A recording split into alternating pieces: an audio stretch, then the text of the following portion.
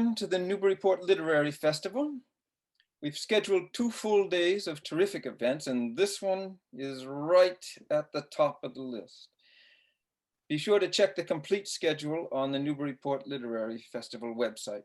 My name is Alfred Nicole, and I'll be your host for this hour's poetry event, though I plan to stick around only long enough to introduce the wonderful people sharing the screen with me. Before we get started, let me say that we're using Zoom webinar, so you can see us, but we can't see you. And so we encourage you to use the chat window throughout the event. It lets us know that you're out there. But there will not be a general Q&A question for this event. One final important note, our local bookshops need your support now more than ever. I will post links. I've already posted a link in the chat session to 2 of our festival partners, Jabberwocky Bookshop in Newburyport and the Bookshop of Beverly Farms. We encourage you to purchase books from them, unless, of course, you have another favorite independent bookseller you'd like to support. Now, if you're seeing the same screen as I am, and I do hope that is the case, you'll see 2 faces in one of the windows. That's Beth Welch and Chuck Christensen, enthusiastic supporters of the arts who have selected Natasha Trethewey to be the first recipient of the X.J. Kennedy Award. They are going to introduce Natasha after saying a few words about the award their generosity has made possible. There's one other person on your screen whose name I have not yet mentioned. This audience needs no introduction to our beloved Rhina Espaillat. She will join Natasha in conversation for the last quarter hour of our program. For now, she and I will make ourselves disappear because we're as eager as the rest of you to hear what comes next. Take it from here, Beth and Chuck. Yes, Chuck. X.J. Kennedy is an old friend of this festival. His reading performances, as they were called, were always well attended and always well received. He lives nearby, and he's now retired after a 50-year career that included the final 18 years at Tufts University. But prior to that, he taught at Michigan and Berkeley and North Carolina.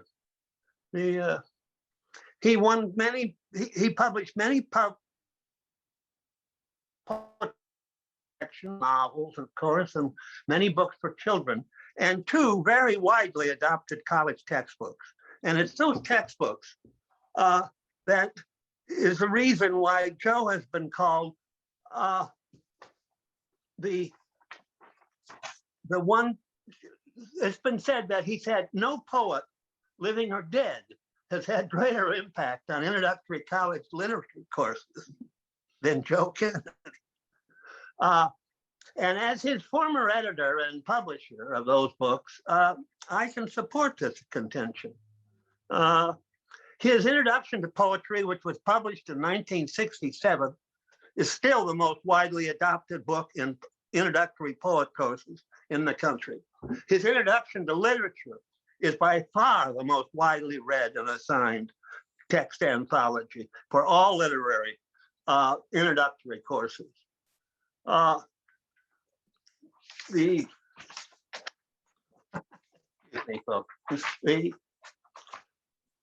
estimate that over 500,000 undergraduates in over 1,500 different American colleges and universities have been introduced to the reading of great literature by Joe Kennedy. And Joe has made a career out of being a proselytizer for poetry, and it's that which we would call attention to here. Joe and Dorothy, his wife and longtime collaborator, have even collaborated not only on 5 Children, but on a book for children called Knock on a Star, A Child's Introduction to Poetry. And it's been called the best book of its kind ever written. Joe's, and I guess I'll let Beth tell you about our worthy recipient of the first XJ Kennedy Award.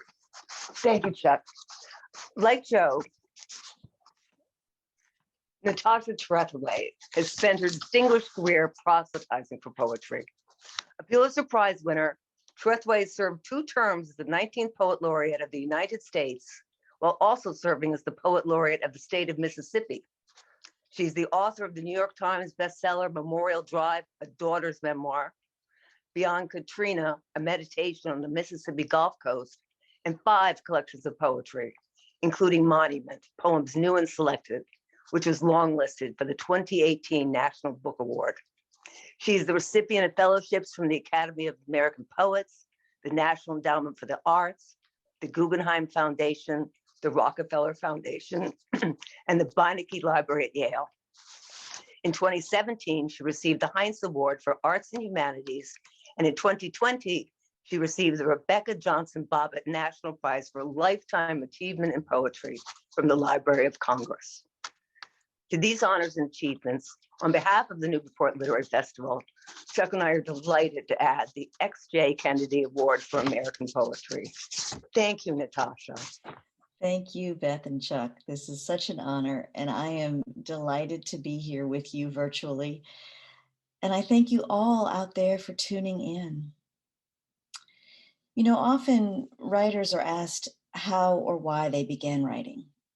And for me, a lovely poem by Liesl Mueller answers that question and speaks to my own origins as a writer. It begins, when I am asked how I began writing poems, I talk about the indifference of nature.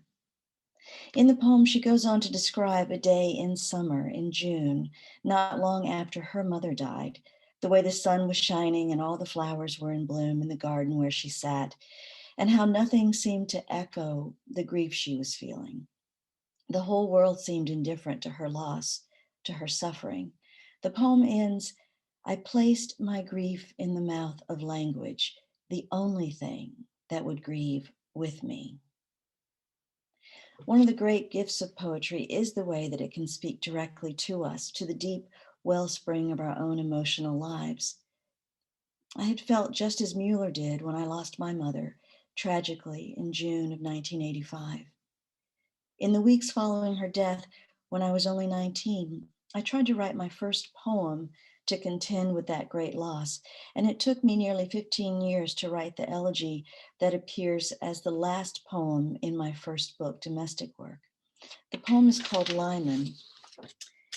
And a Lyman is not only the actual physical threshold in a doorway, it's also the threshold to an emotional or psychological state. Lyman. All day I've listened to the industry of a single woodpecker whirring the catalpa tree just outside my window. Hard at his task, his body is a hinge, a door knocker to the cluttered house of memory in which I can almost see my mother's face. She is there again beyond the tree, its slender pods and heart-shaped leaves hanging wet sheets on the line, each one a thin white screen between us.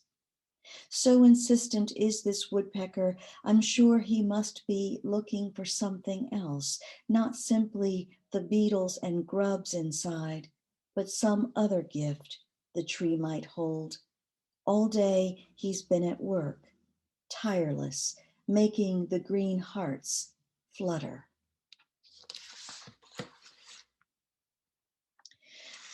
As I said, that poem was the last poem in my first book, but in Monument, in my retrospective, I reorder all of the poems in each of my collections to create a new arc.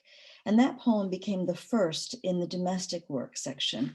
But the book as a whole begins with a poem called Imperatives for Carrying On in the Aftermath. I was working on my memoir when I wrote it, and I had to stop one day, turn the page over where I'd been writing prose, and write this poem in order to respond to all the things I've heard over the years. Imperatives for carrying on in the aftermath.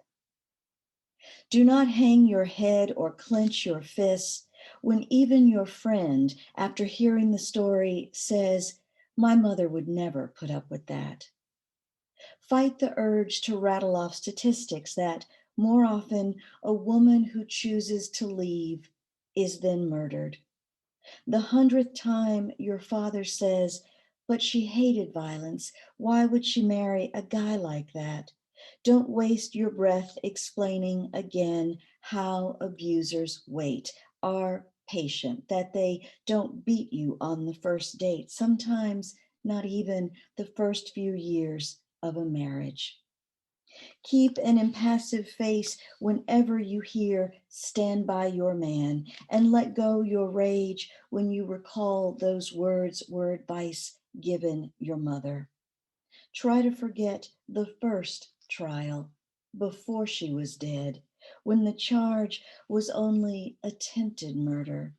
Don't belabor the thinking or the sentence that allowed her ex-husband's release a year later, or the juror who said, "It's a domestic issue. They should work it out themselves." Just breathe when, after you read your poems about grief, a woman asks, "Do you think your mother was weak for men?" Learn to ignore subtext. Imagine a thought cloud above your head, dark and heavy with the words you cannot say. Let silence rain down. Remember, you were told by your famous professor that you should write about something else, unburden yourself of the death of your mother, and just pour your heart out in the poems.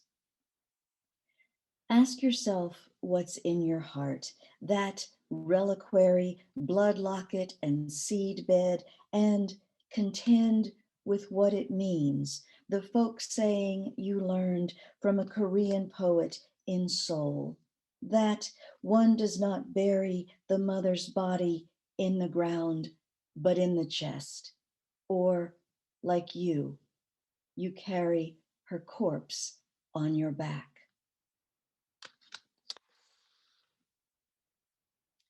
I began my writing life in that elegiac mood, but I also contend with our shared and difficult history, American history, and I try to push back against received knowledge across time and space. As a poet, deeply engaged with history, I think it would be impossible for me not to be. I was born in Mississippi on Confederate Memorial Day, exactly 100 years after it was first celebrated as a holiday glorifying the lost cause, the attempt to maintain slavery and white supremacy. And when my parents married there, interracial marriages, miscegenation was still illegal in as many as 20 other states across the nation, rendering me illegitimate in the eyes of the law, persona non grata. And in his memorial to William Butler Yeats, W.H. Auden wrote, "Mad Ireland hurt you into poetry." Well, likewise, my native land, my South, my Mississippi, with its brutal history of racial violence and oppression, inflicted my first wound.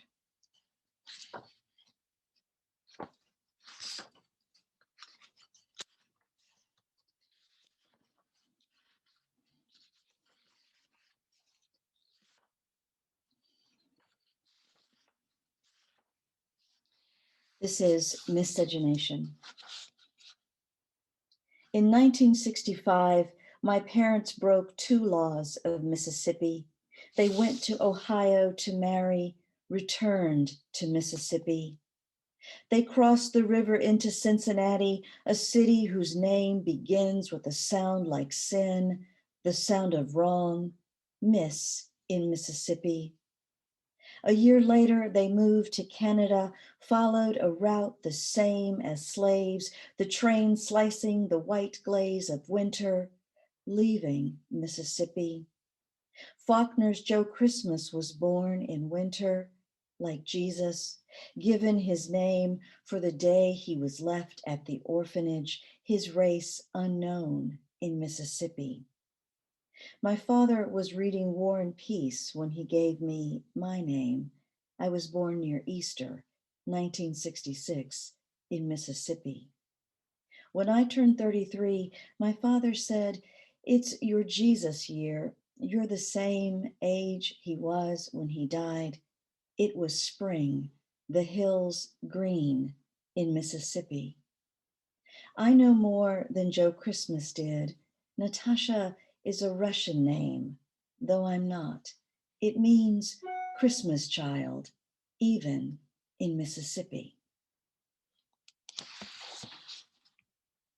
That poem is a kind of literary autobiography in that it makes reference to and talks back to certain texts that have been formative for me. And writing poetry has always been a formal way to contend with history and my place in it. As James Baldwin wrote, the story of the Negro in America is the story of America, especially as it relates to America's original sin. This is My Mother Dreams Another Country. Already the words are changing. She is changing from colored to Negro, Black still years ahead. This is 1966. She is married to a white man, and there are more names for what grows inside her. It is enough to worry about words like mongrel and the infertility of mules and mulattoes while flipping through a book of baby names. She has come home to wait out the long months, her room unchanged since she's been gone, dolls winking down from every shelf, all of them white. Every day she is flanked by the rituals of superstition, and there is a name she will learn for this too, maternal impression, the shape like an unknown country marking the back of the newborn's thigh. For now, women tell her to clear her head, to steady her hands, or she'll gray a lock of the child's hair wherever she worries her own, imprint somewhere the outline of a thing she craves too much. They tell her to stanch her cravings by eating dirt. All spring she has sat on her hands, her fingers numb. For a while each day she can't feel anything she touches, the arbor out back, the landscape's green tangle, the molehill of her own swelling. Here, outside the city limits, cars speed by, clouds of red dust in their wake. She breathes it in, Mississippi, then drifts towards sleep, thinking of some place she's never been. Late, Mississippi is a dark backdrop bearing down on the windows of her room. On the TV in the corner, the station signs off, broadcasting its nightly salutation, the waving stars and stripes, our national anthem.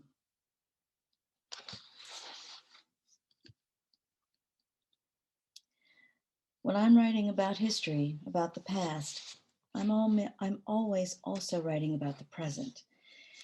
And too often of late, we've been hearing trumped up claims of voter fraud where there is none, and when instead we should be paying attention to voter suppression through gerrymandering, intimidation, and laws enacted to make access to the ballot harder for certain voters. And for too long, to our detriment, we've downplayed acts of domestic terrorism and ignored the increasingly virulent, vocal, and visible threat in forms of white supremacy. Back in the 60s, my grandmother lived in Gulfport, Mississippi, across the street from the Mount Olive Baptist Church. And the church didn't have its own driveway, so my grandmother would let them park the church bus in her driveway. My parents and I were living there for a time with my grandmother, and at the same time, the church was doing a voter registration drive to get disenfranchised African Americans registered to vote. Because of that, we never knew if the act of domestic terrorism was directed at us, the interracial family inside the house, or at the church for that voter registration drive. This is incident. We tell the story every year, how we peered from the windows, shades drawn, Though nothing really happened, the charred grass now green again. We peered from the windows, shades drawn, at the cross trussed like a Christmas tree, the charred grass still green. Then we darkened our rooms, lit the hurricane lamps. At the cross trussed like a Christmas tree, a few men gathered, white as angels in their gowns. We darkened our rooms and lit hurricane lamps, the wicks trembling in their fonts of oil. It seemed the angels had gathered, white men in their gowns.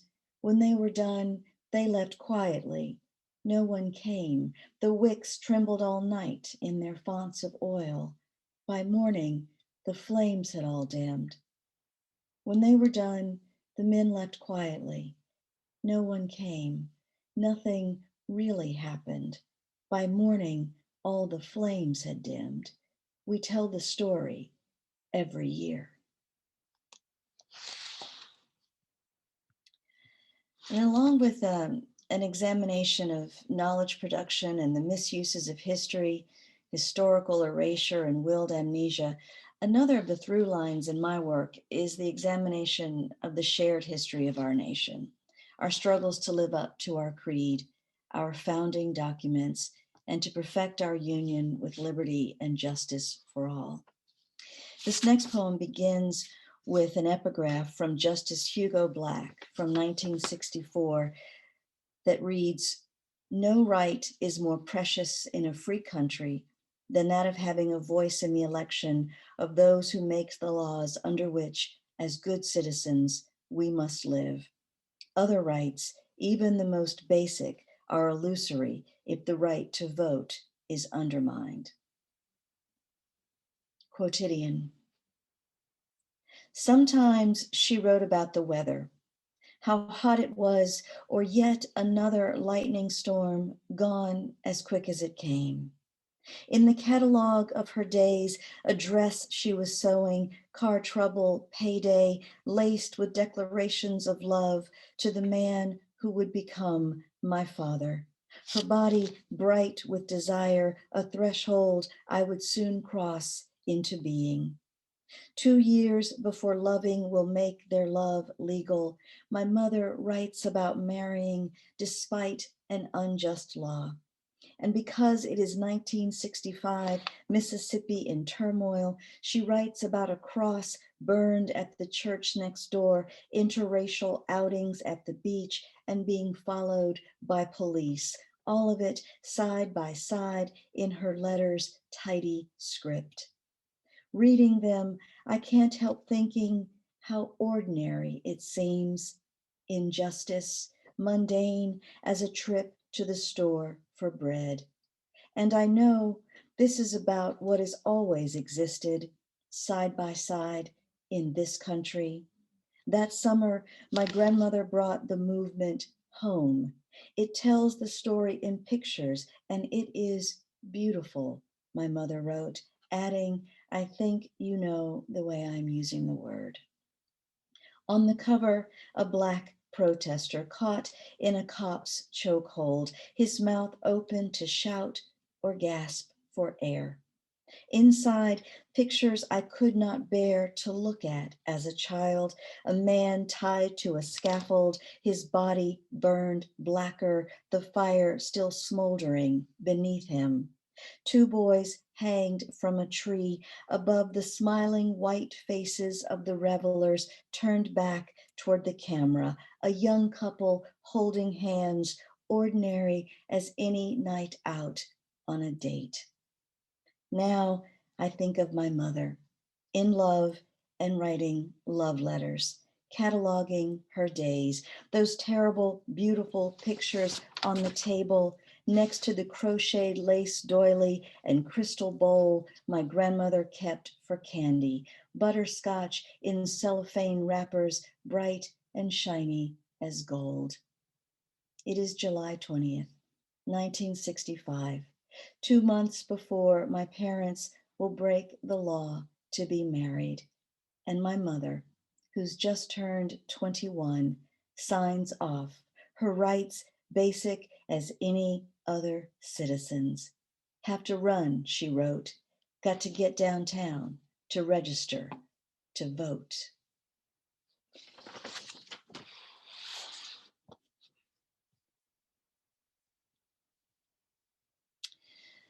My father was also a poet, and so I grew up hearing a lot of poetry recited, often Wordsworth or Yeats or his own poems he was working on out loud.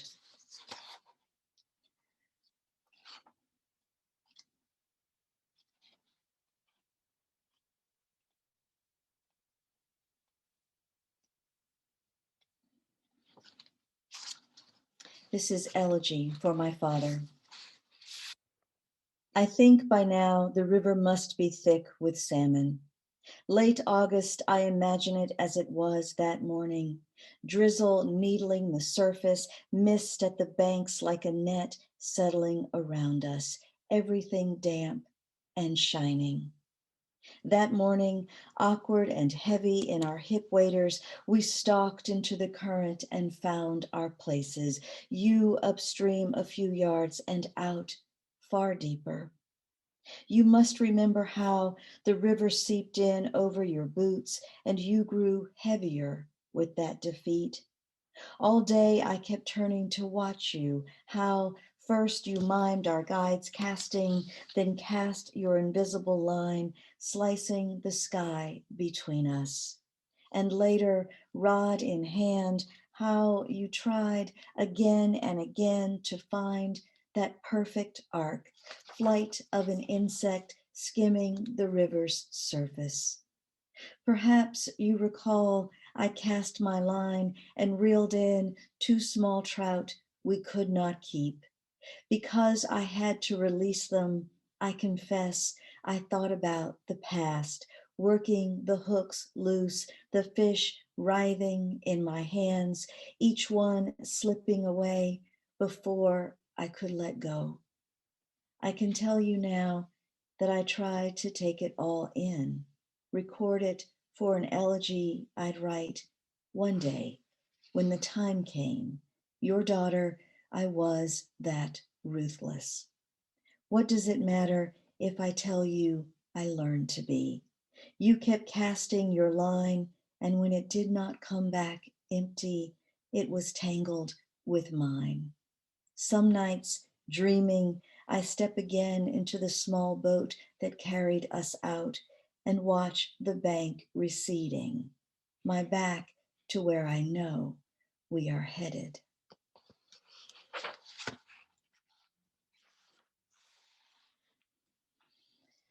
When I was working on my book, Thrall, I needed to have a very difficult conversation with my father in a public way, but in the only language he would listen to because he was a poet, which of course was the language of poetry. And I'd been considering all the conversations we'd had about the Enlightenment and the Enlightenment philosophers, Kant and Hume, for example, who first began to codify ideas of racial difference and racial hierarchy, the bedrocks of white supremacy, and the deeply ingrained and often unexamined notions of contemporary difference prevalent in our country that my beloved father, like so many people, still could not fully unyoke himself from.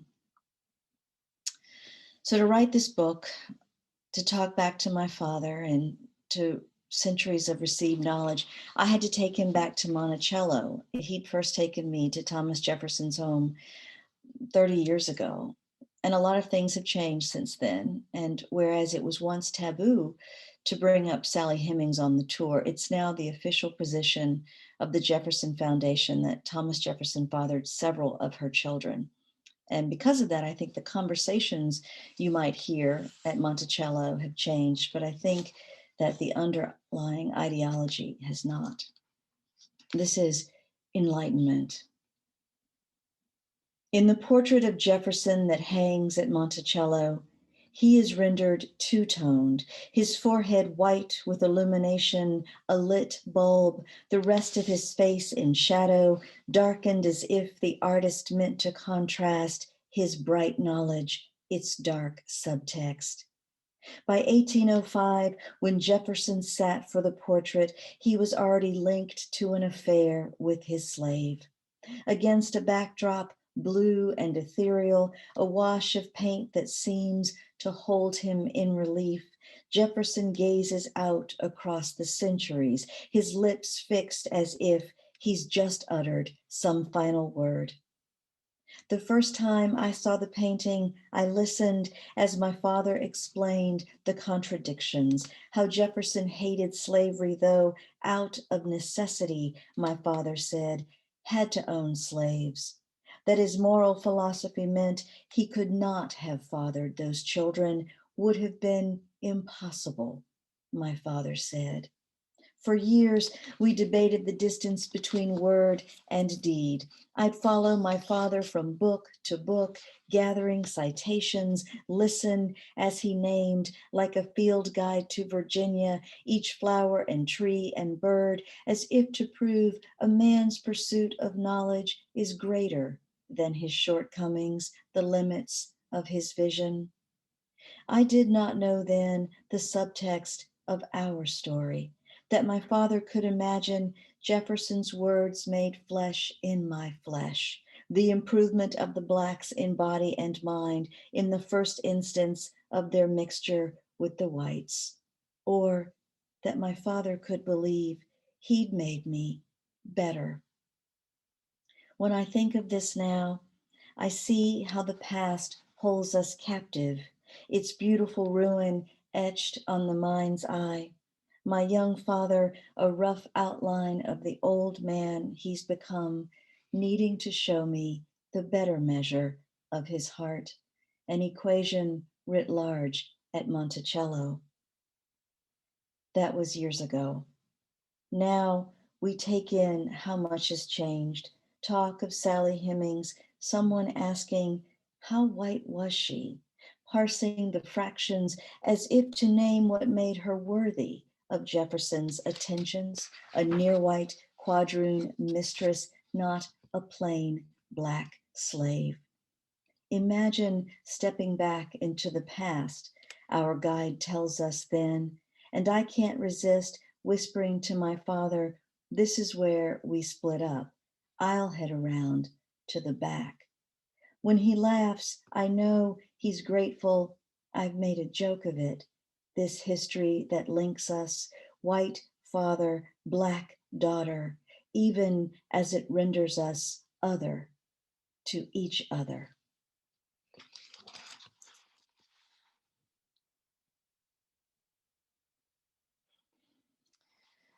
When I was working on that book, I was also interested in looking at visual representations of difference and hierarchy across time and space that preceded the Enlightenment. I'm always interested in responding to other works of art. And so I became interested in the Mexican Costa paintings of colonial Mexico. These were always done in a series of 16, always beginning with the white Spaniard father. And these Costa paintings represented the mixed blood unions taking place in the colony. Not only did they show the unions, but there also on the canvas would be the various taxonomies created to name them. And I was interested in the idea that stays with us even now in the form of the one drop rule.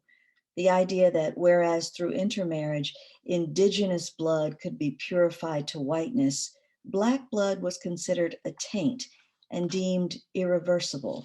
Thus you had taxonomies such as mulatto returning backwards, hold yourself in midair, and I don't understand you. This is from a series by Juan Rodriguez Juarez, circa 1715. It's called Taxonomy. 1. De Español y de India produce mestizo. The canvas is a leaden sky behind them, heavy with words, gold letters inscribing an equation of blood.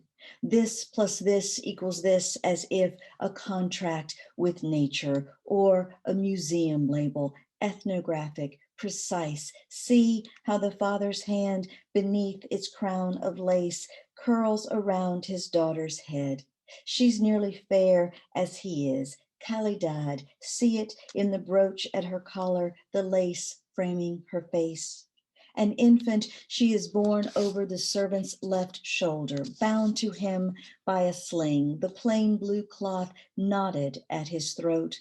If the father, his hand on her skull, divines, as the physiognomist does, the mysteries of her character, discursive, legible on her light flesh, in the soft curl of her hair, we cannot know it, so gentle the eye he turns toward her.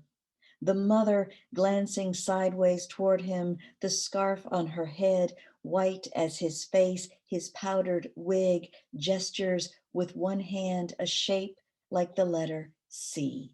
See, she seems to say, what we have made. The servant, still a child, cranes his neck, turns his face up toward all of them. He is dark as history, origin of the word native, the weight of blood, a pale mistress on his back, heavier every year. 2. De Español y Negra produce mulatto. Still, the centuries have not dulled the sullenness of the child's expression. If there is light inside him, it does not shine through the paint that holds his face in profile, his domed forehead, eyes nearly closed beneath a heavy brow. Though inside, the boy's father stands in his cloak and hat. It's as if he's just come in, or that he's leaving. We see him transient, rolling a cigarette, myopic, his eyelids drawn against the child passing before him. At the stove, the boy's mother contorts, watchful, her neck twisting on its spine, red beads yoked at her throat like a necklace of blood, her face so black she nearly disappears into the canvas, the dark wall upon which we see the words that name them. What should we make of any of this?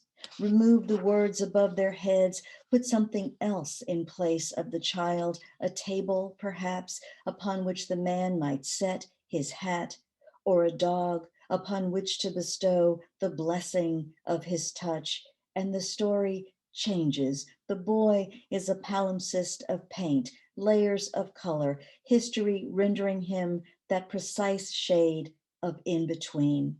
Before this, he was nothing, blank canvas, before image or word, before a last brushstroke fixed him in his place. 3. De Español y Mestiza produce Castiza. How not to see in this gesture the mind of the colony? In the mother's arms, the child hinged at her womb, dark cradle of mixed blood, call it Mexico, turns toward the father, reaching to him as if back to Spain, to the promise of blood alchemy, 3 easy steps to purity. From a Spaniard and an Indian, a mestizo. From a mestizo and a Spaniard, a castizo.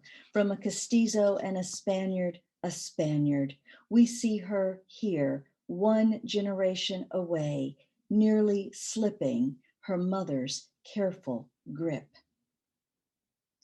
4. The Book of Castas. Call it the Catalogue of Mixed Bloods, or the Book of Not Spaniard, not white, but mulatto returning backwards, or Hold Yourself in Midair, and the Morisca, the Lobo, the Chino, Sambo Albino, and the No Te Entiendo, the I Don't Understand You. Guidebook to the colony, record of each crossed birth. It is the typology of taint, of stain, blemish, sullying spot, that which can be purified, that which cannot, Canaan's black fate. How like a dirty joke, it seems. What do you call that space between the dark geographies of sex? Call it the taint, as in taint one and it taint the other, illicit and yet naming still what is between. Between her parents, the child, mulatto returning backwards, cannot slip their hold, the triptych their bodies make, in paint, in blood, her name, written down in the book of castas, all her kind, in thrall to a word.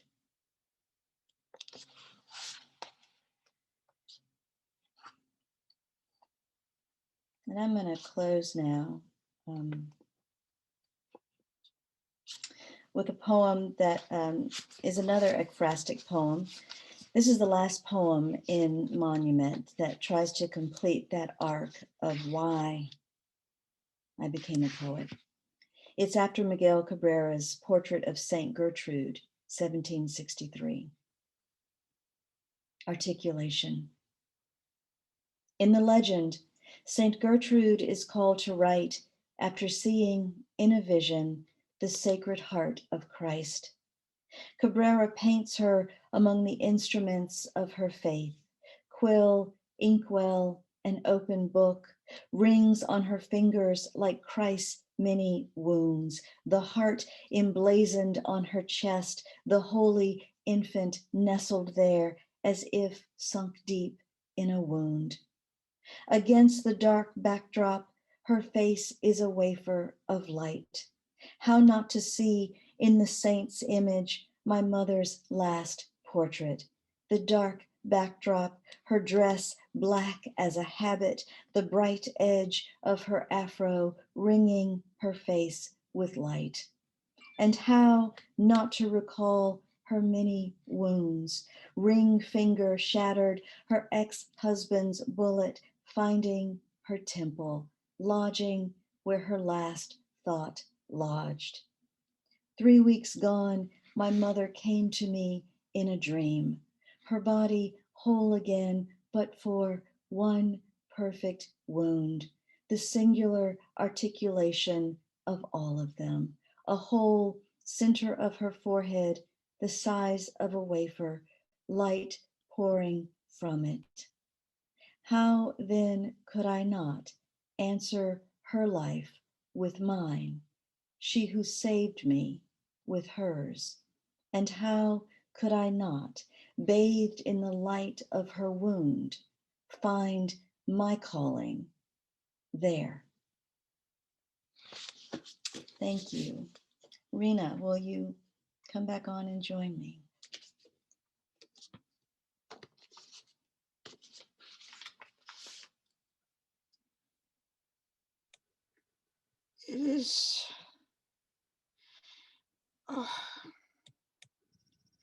It is impossible to hear a reading like this one and not be moved entirely, not only emotionally and psychologically, but physically, because the body is involved. You're writing about things, you're thinking about things that involve the entire person, including, very importantly, the body.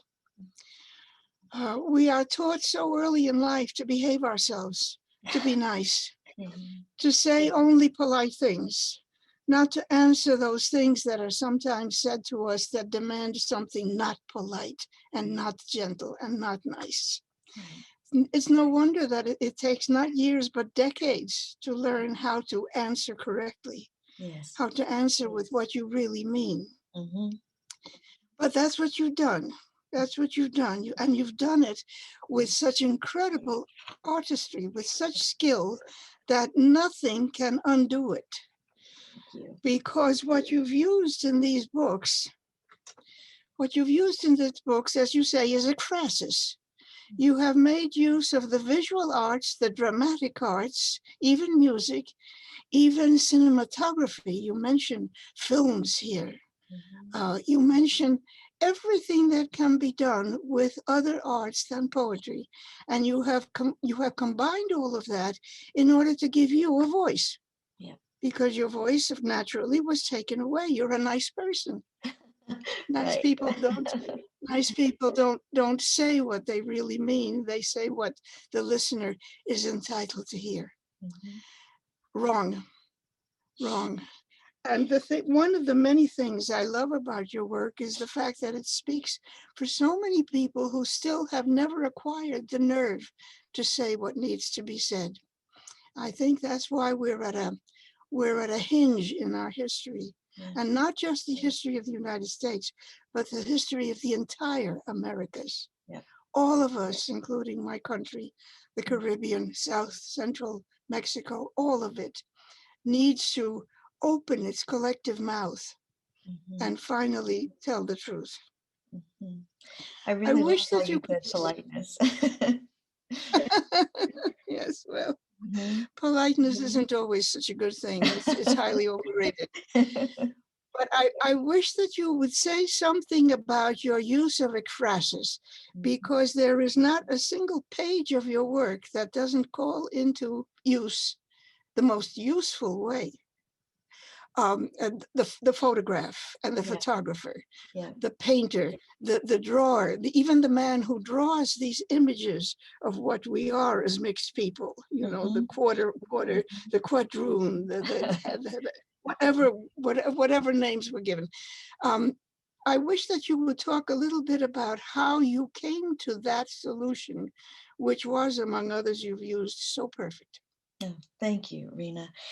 Um, so much of what you said is so true. I mean, I think I began my writing life trying to sort of be polite by using imagery to say what I needed to say.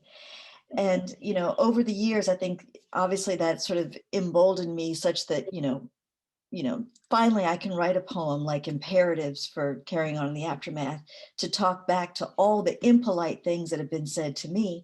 But before that, I started talking back to works of art, to photographs and to paintings, to allow the images to say the things that I needed to say. I felt like if I, rather than say it explicitly, if I showed it to you in the work of art, you'd see it yourself. And so it really was about making use of the way that all of these things are cultural artifacts. All of those things tell us something about the particular historical moment in which they were created, but they also speak through the interpretation, my contemporary interpretation of our moment right now.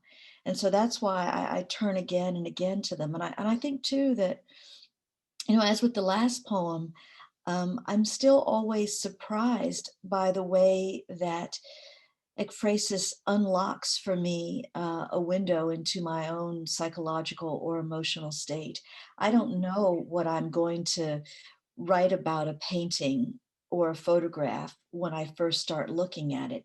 It only happens in the act of description do I begin to see. So, for example, looking at that painting of St. Gertrude and just beginning to describe it, and then finding a little bit about its making, that this was a saint whose calling to be a saint, to be a religious person that led to her sainthood was the needing to write.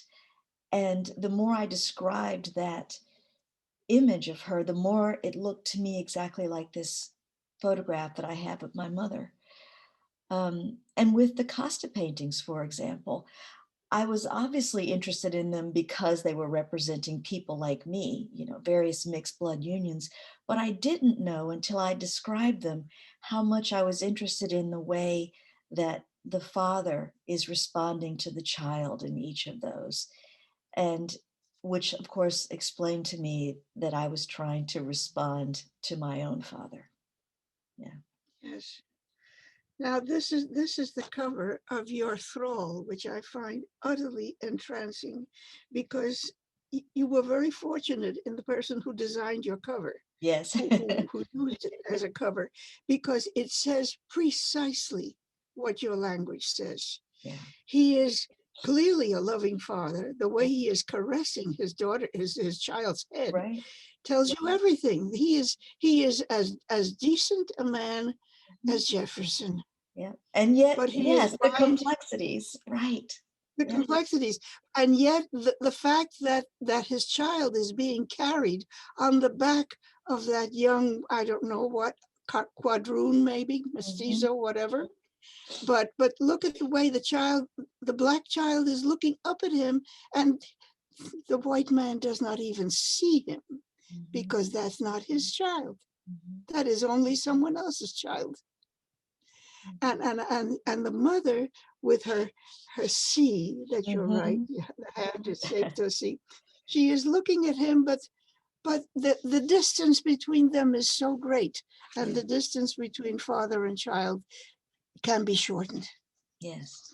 It's a remarkable thing that you discovered, a remarkable tool. And I wish that you could. Well, here, for instance, this is domestic work, and what is she doing? She's undressing after a day's work. Yep. Right. Taking her shoes off. In Belloc's of Ophelia, and this one made me wonder about another thing that I wish you would take up. Yeah. Where are you? Sometimes it feels as if you're behind the camera, taking the pictures, because you are an artist after all. And you are observing something and want to preserve what you're observing and comment on it. But you're also on the other side of the camera as the model. Right. Because what you are seeing and preserving is also your life. Could you comment on that? Because I find that incredibly complex and interesting. Yeah, that's really interesting that you pointed that out, that I am both in front of and behind the camera. It sort of reminds me of Du Bois's idea about the two-ness of being a Black person in America, that at once you are aware of being the object of some gaze that is defining you always, and you're having to see yourself through that gaze too. And I think that that's also what women face, always being looked at and looking at the self, both the interior of the self, but also seeing the self through a more sort of patriarchal gaze that looks at us as well. And so I did want to place myself in both of those positions. And in so doing, I think in the last poem in the sequence Storyville Diary in that book, my character is indeed behind the camera trying to take a photograph, but she makes the mistake of leaving the lens on and sees only in that lens the reflection of her own eye, which is of course how, in spite of all of this sort of gazing outward, it's a way to find our way back inside, to make sense of ourselves and our place in history. And I think trying to make sense of both the world that I was given and my place in it, that's that two-ness. And that's what I've tried to make sense of and preserve. Yes, that's right. I remember when I first lost my politeness, someone had told me at a party, "Oh, really? You're Hispanic? Oh, you don't look Hispanic. You look completely white." And I said to That was her, a "Oh, I'm compliment. so..." Yes, I said to her without half a thought, "Oh, I'm so sorry to hear that." Yes, I often make a That's joke right. like that too. I have a poem about when I was a child. It's actually, again, about a photograph. It's about a Robert Frank photograph in which there's a Black maid carrying a very white child. And I wrote about that because, my mother had told me stories about walking with me and people not assuming that I was her daughter because I was so much whiter as an infant. And often when I tell that, I have to mention, that, I darkened up, and I always add a thank goodness to that. And I think there's always a little nervous laughter, like, what do you mean, thank goodness? But yes, thank goodness. Yes, my mother was told that speaking of mothers, God bless them, my mother was told at a cocktail party, "Oh, you come from the Dominican Republic, how interesting. And what do you wear in your country?" And my mother said in her Spanish accent, without missing a beat, "Just a big hat, that's all." That's fabulous. That I is loved it. fabulous. that I was so proud of her that day. Really, Yeah. it was incredible. And But- and that's still a little like, it's not impolite. It's actually sly good manners to respond like that with some kind of humor to something that was actually the impolite thing was the question. Yes, that's right. Mhm, Yes, but you see, you're superior when you answer without the impoliteness, mhm. and that feels Exactly. good. Mhm. Well, I imagine that you are walking on the beach, one of the beautiful beaches in my birth country, and you come across a bottle sticking out of the sand. And you pick up the bottle, and there I am in it. I'm trapped in the bottle. And you do what every intelligent person in a short story of that kind does. You open it and you let me out. Of course, I am going to give you your 3 wishes. You're entitled. But because, like you, I am a mixed race genie, Mhm. I am going to suggest very strongly that you make your 3 wishes about correcting the many things that are wrong in today's world. So I'm going to take notes now because I want you to tell me what to do for you. What 3 wishes have you for me? Oh, Rena, that is so difficult. First of all, I love the idea that I'd be releasing you and your voice to the world if you were not already in it, but thank goodness you are. Um, and I'd also want to make sure I don't go down the trap of asking for the wishes, but then they have a dark component. Like you wish for this one thing, but you didn't take into consideration what that might mean. Um, and so even when I think of that, I wonder if I wished for a return in this moment to a belief in truth, in evidence, in facts, what would I be not thinking about that the genie would actually give me? Maybe I should wish that more people pay attention to poetry Mhm. and the truth that we find in poems. But I'm very afraid. I'm very afraid because any corrective I might ask for might come with other trials along the way. I mean, we know that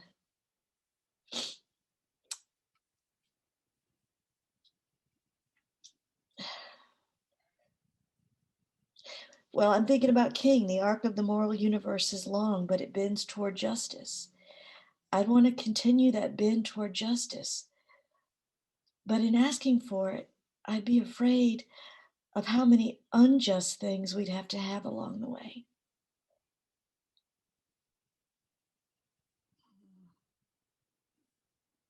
Can you give me an example? Well, think of the moment of backlash that we're in right now with these increasingly vocal and virulent and visible mainstream forms of white supremacy, which are in so many ways a backlash to the election of a Black president, what seemed to usher in a new phase in America has resulted in a violent backlash. And so even if you wish for this one thing, what's going to be the rest of the effect of it?